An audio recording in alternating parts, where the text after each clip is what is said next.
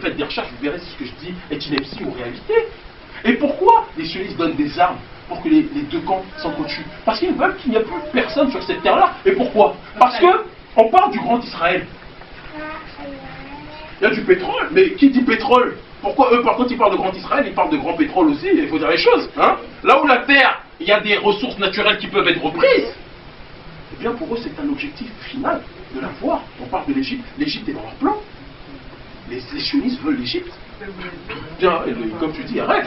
Ils veulent l'Afrique. Bon, ça, l'Afrique, ils l'ont déjà en grande partie. De la même façon qu'ils veulent la France, pourquoi? Parce qu'il était dit, et ça de manière ésotérique, il est dit que la France sera la nouvelle Israël. La France sera le territoire où les sionistes, les israélites, auront, et donc associés, quand je dis sionistes, noirs, blancs ou autres, auront la possibilité, extraordinaire chose, hein, de pouvoir vivre selon leur volonté, selon leur coutume, pour la simple et unique raison que la France sera l'illustration du côté multiracial qu'ils voulaient pouvoir mettre. C'est ce qu'ils ont fait. Aujourd'hui, vous voyez la France, on compare la France au Brésil. On vous dit que le Brésil est une démocratie multiraciale. Les gens vous font croire que, en étant dans une société bénotonisée, dans une société multiraciale, je pense que le petit devrait peut-être se reposer un peu là. Hein? Peut-être que c'est une bonne chose si on l'emmenait, si le petit montait. Hein? Qu'est-ce que tu en penses? Hein? D'accord? Ça va? Ok. Et là, il est en concert, il est en train de me faire que non, ça va pas. C'est vrai, je suis trop égocentrique, je n'aime pas quand les gens parlent en même temps que moi, vous connaissez. Vous vous rendez compte justement que quand on parle de cette volonté de Benetton, c'est ce thé du Brésil. Le Brésil, on vous vante les mérites en vous disant, mais vous voyez, société métissée, salsa, favelas, on fait danser, vous pouvez serrer des femmes de toutes les couleurs et vous êtes contents. On voit des blancs avec des noirs, on voit des noirs avec des blanches. Ah, les gens disent, le Brésil, c'est trop bon, ça. Le Brésil, Kémy, c'est bon. Le Brésil, on est libre. Le Brésil, la couleur de peau n'a aucune importance. Mais qu'est-ce qu'on fait vous? La classe dirigeante, c'est Lula et compagnie. Quelle est la couleur de peau? Soit disant l'homme des pauvres. C'était pas de moi. L'homme des pauvres, Lula. Avec ces costards qui valent le prix de ce local même. Non, arrêtez. On vous parle justement du fait que être noir c'est pas grave là-bas. Mais qui sont ceux qui sont tous dans les favelas? On vous parle des ghettos de New York, mais il faudrait parler des ghettos de Rio de Janeiro. Hein? Des ghettos de São Paulo. Noir a une gravité, a une importance là-bas. De la même façon que le fait d'être blanc, plus clair de peau, a une importance là-bas. C'est une réalité. Le Brésil, tu ne ces gens-là encore. Parce que ceux qui sont venus les premiers qui ont importé les esclaves chémiques là-bas n'étaient rien d'autre que des sionistes, encore une fois. C'est une réalité. Quand on voit ce qui se passe à l'heure actuelle en Amérique du Sud, mis à part quelques pays comme le Venezuela, d'un homme que j'apprécie profondément, Hugo Chavez, que j'apprécie parce qu'il aime son nom, pas parce que simplement c'est un kémite, son père est africain et d'origine afro-sud-américaine et sa mère est indienne. C'est pas pour ça simplement que je l'aime. Je l'aime parce que c'est quelqu'un qui s'est levé de manière internationale contre le concert contre l'humanité, qu'est le sionisme. Des gens comme Ahmadinejad de la même façon. C'est pas que je suis islamophile ou quoi que ce soit, je m'en fous, ça m'intéresse pas. Mais Ahmadinejad, c'est quelqu'un qui aime son peuple.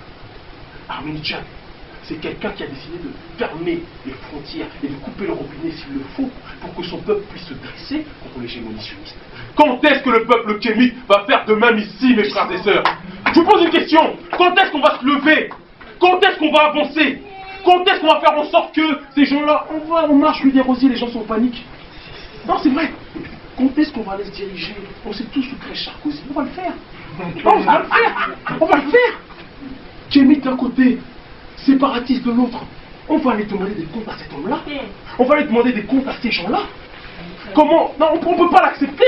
C'est notre maître esclavagiste, c'est votre colon à vous. On ne peut pas l'accepter. Certains se disent que maintenant, en étant de manière aussi visible, vous vous fourvoyez et vous faites en sorte de perdre, j'ai envie de dire, toutes les possibilités de crédit qu'on vous a donné. Non, vous n'avez pas compris. Une révolution ne se fait pas cachée. Qui dit révolution cachée, dit révolution cachée à quelque part. Non, c'est vrai, excusez-moi, c'est bien jeu de mots, c'est réalité. Bien sûr. À partir du moment où vous êtes dans un raisonnement qui est que...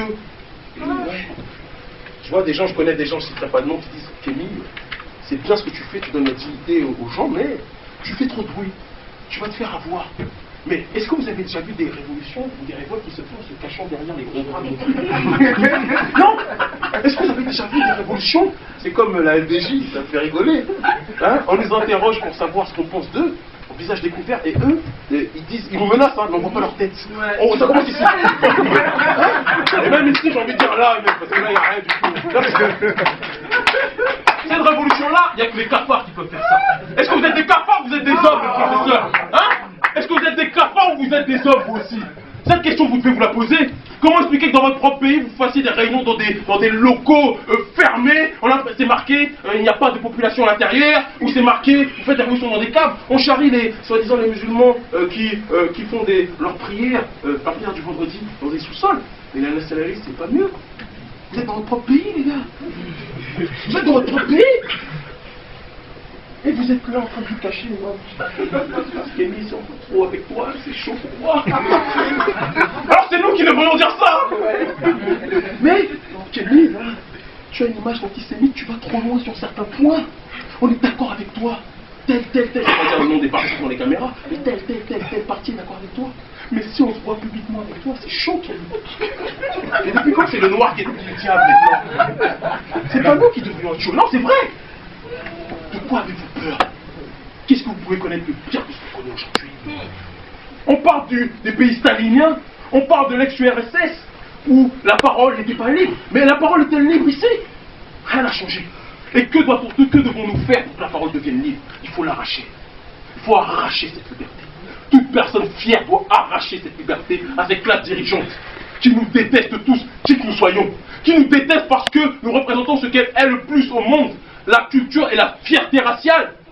Parce qu'on représente ce qu'eux-mêmes n'auront jamais, des racines et des repères. Ils ne veulent pas de nous pour ça. Bien sûr, bien sûr.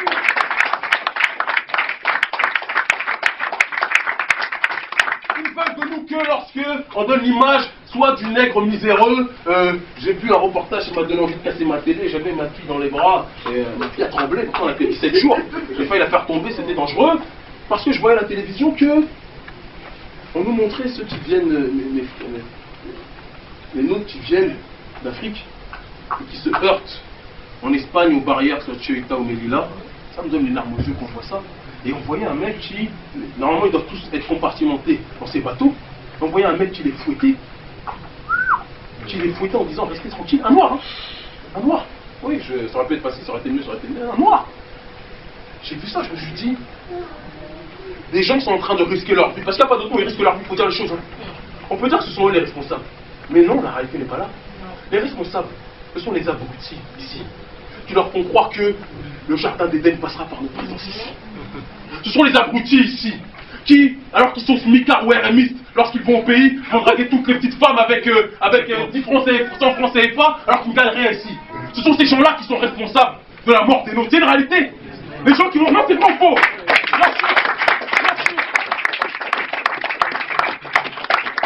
Les gens qui vont faire des carnages, qui deviennent... Ce sont des laidrons ici, mais qui deviennent les Don Juan là-bas.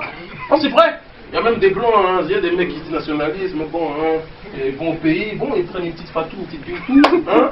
Il faut faire le tour de la ville, tu veux les papiers, tu veux tout, bon, viens avec moi, je suis là, je vais t'aider. Voilà comment ça se passe. Après, vous vous étonnez que les gens tombent ici. Notre présence ici, à tous, de gré de force. De gré pour vous, c'est votre pays. De force pour nous, parce qu'on n'est pas ce qu'on aime, ce pays.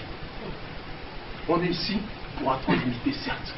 Mais on ne se séparera, et on ne verra plus nos tronches respectivement parlant, qu'à partir du moment où on aura accompli notre mission. Tant que certains continueront à se cacher, tant que certains accepteront, diront on est d'accord avec toi, Kémy, et dès qu'on sort dehors, dès qu'il y a une caméra, la dernière fois il y avait un reportage des journalistes d'M6, il y avait un mec qui était derrière la caméra qui disait ouais il a raison, qu'il disait quoi. Dès que le journaliste s'est tourné vers lui, il a fait ah oh, moi je suis pas. Il n'exagère pas. Ah oh, non, la violence, non, je suis d'accord avec certaines choses, mais. Et dès que la caméra se tourne, non, c'est pas ce que je peux dire qui me tant que vous continuerez à faire ça, tant pis pour vous. De la même façon, les nationalistes.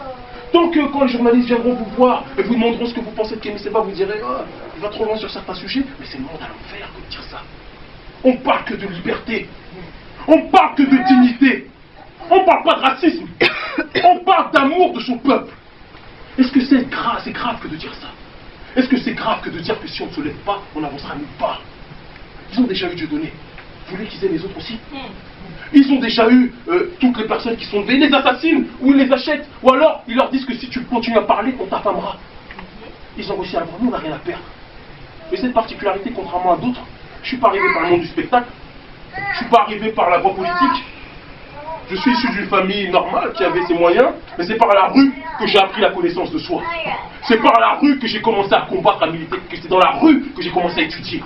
C'est grâce à la rue que je suis là aujourd'hui ici. On ne peut pas m'acheter. On ne peut pas me donner. Qu'est-ce qu'on va me donner de plus? On risque quoi? C'est la question que vous devez tous vous poser. De quoi avez-vous peur? Qu'est-ce que vous avez à perdre? Djemmites, nationalistes arabes, qu'est-ce que vous avez à perdre, franchement, en leur disant cette vérité? Qu'est-ce que vous avez à perdre en leur disant que ces gens-là sont le cancer de l'humanité?